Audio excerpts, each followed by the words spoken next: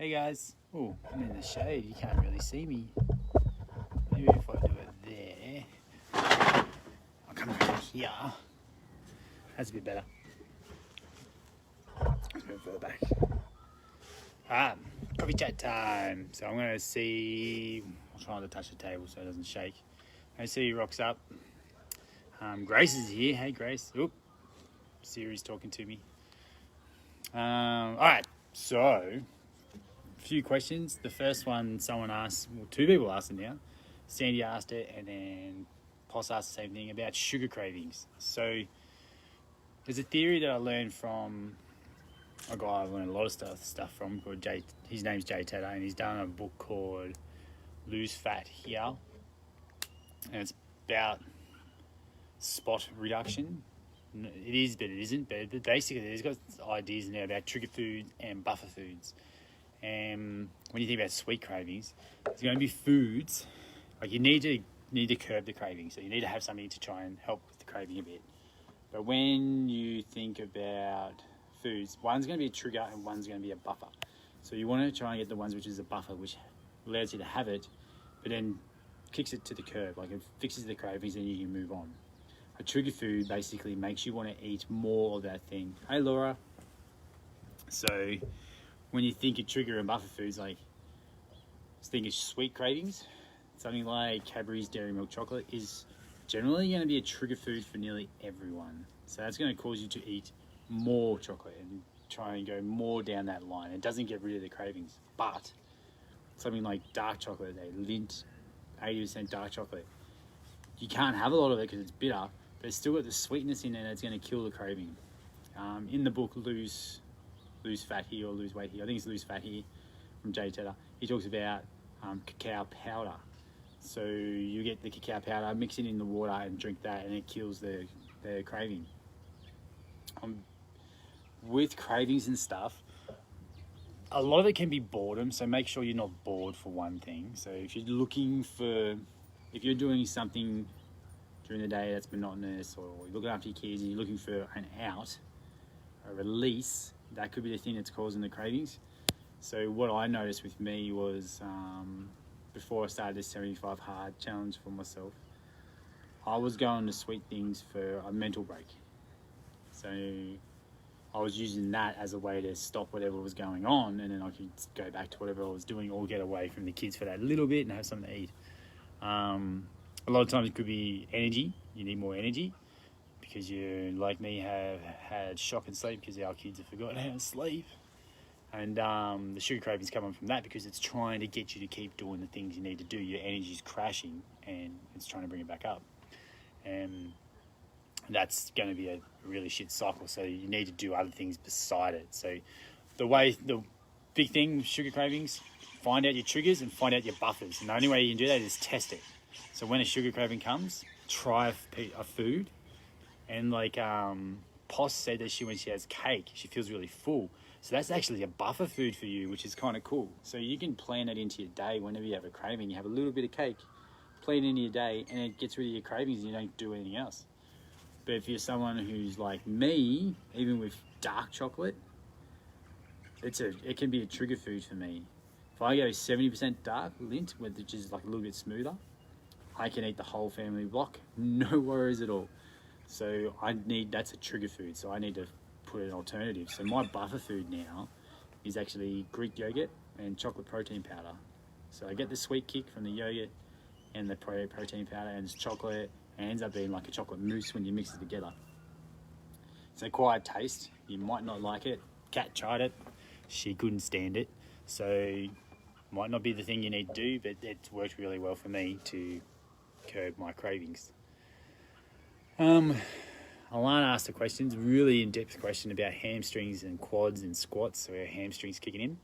So with squats, depending on how deep you go, it's going to work the whole chain, and depending on how heavy you go, it's going to work all the muscles. The heavier you go, the more other muscles kick in to help take the load. Hamstrings work to initiate the movement. So when you're sitting back, when you sit back in your squat, hamstrings initiate the movement to start it, and then your quads start taking over as you're sinking down. Your glute starts taking over, and then at the bottom it's glutes and hamstrings to start the movement again, and then you finish with your hamstrings. So you're going to go with whatever's dominant. So if your hamstrings are more dominant than your quads, it's going to go there first because they're the stronger one.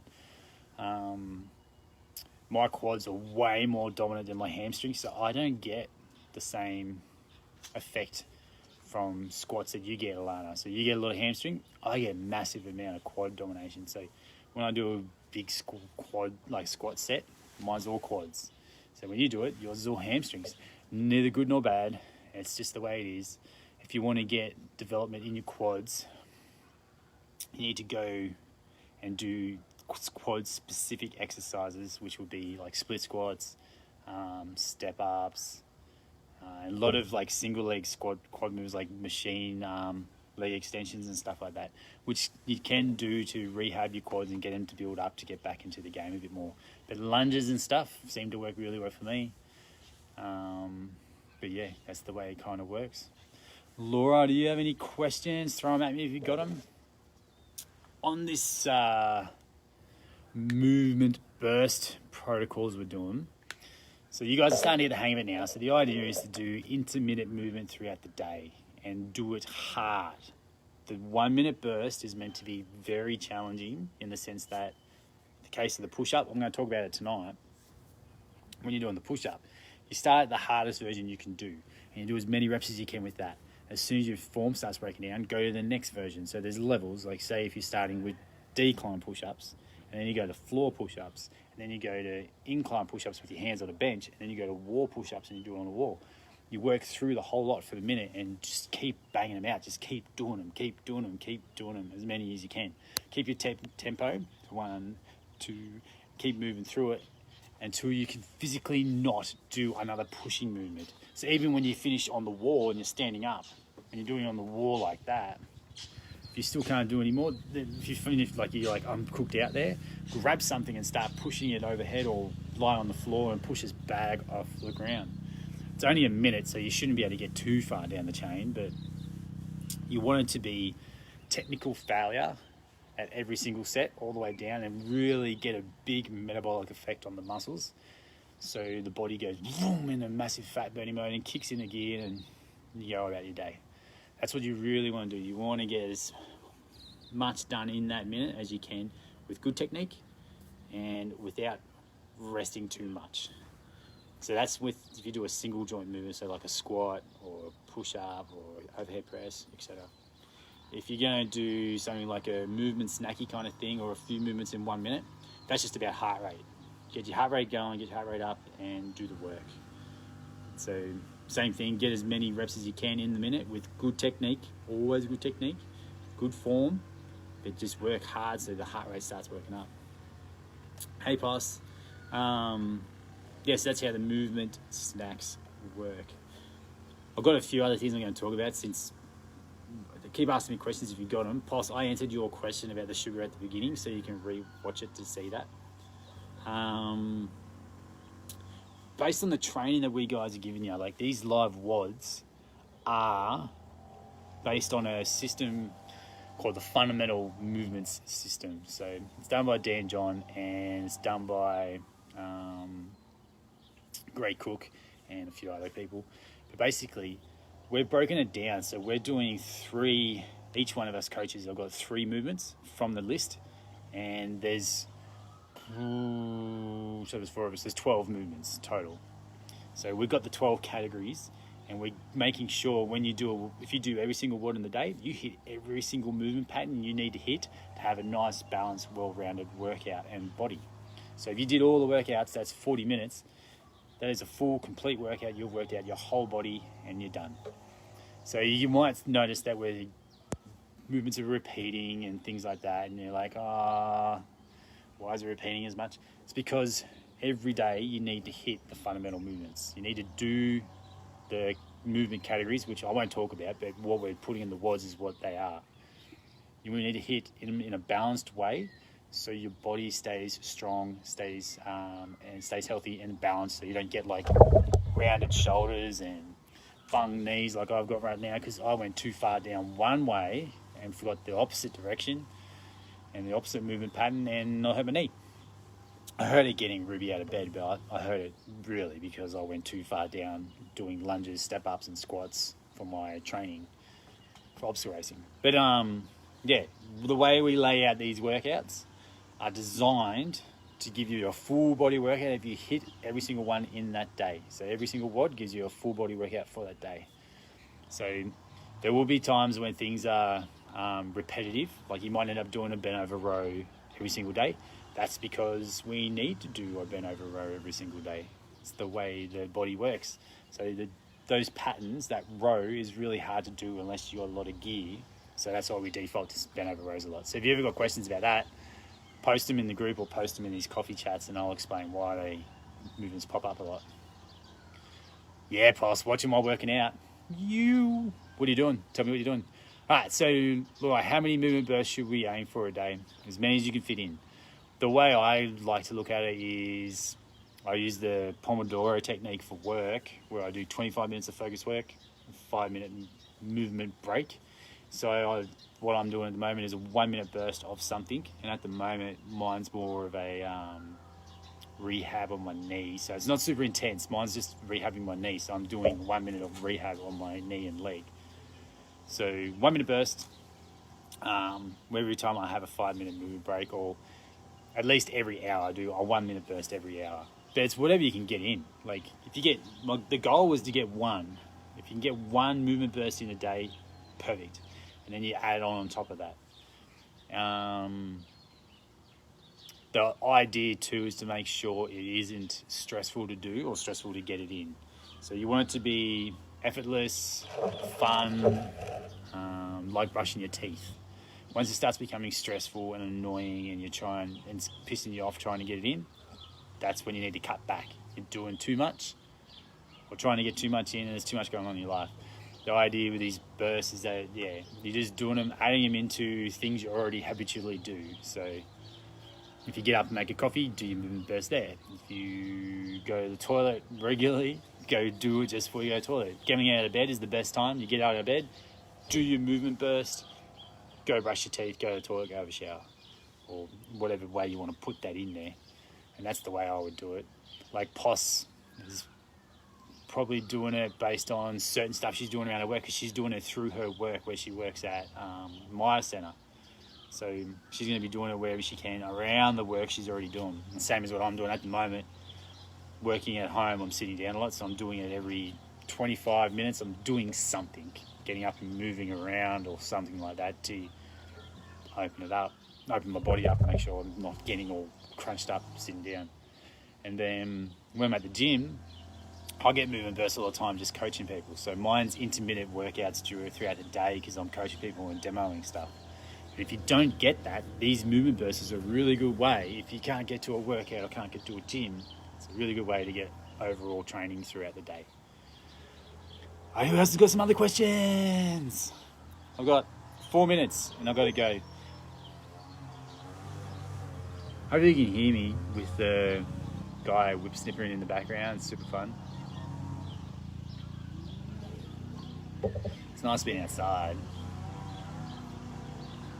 Little chat about the restrictions or the relaxation of restrictions. So Victoria, we can now go to a park and kick a footy.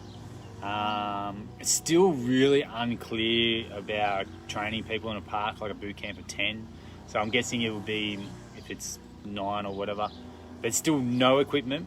Can't use equipment. Can't use the outdoor training activity like playgrounds, like the adult gyms or the kids' playgrounds. Basically going to a park and doing a bodyweight workout, and that's it. So you just got to do the work there. And then with New South Wales, I think it's 5 and it's going to increase. No, it's 10 by Friday as well. And they're pretty much got the same rules. So I'm still not training people in person because I don't believe... the accountability part I get, showing up to a park and doing stuff, but I still think it's too early. And the quality of training you get is not as good. Even though you get the accountability part, there's only so much you can do with body weight. And I believe you can get more quality training and a better balanced program doing it online the way we're doing it. So that's the way I see it at the moment. When things settle, we'll go from there.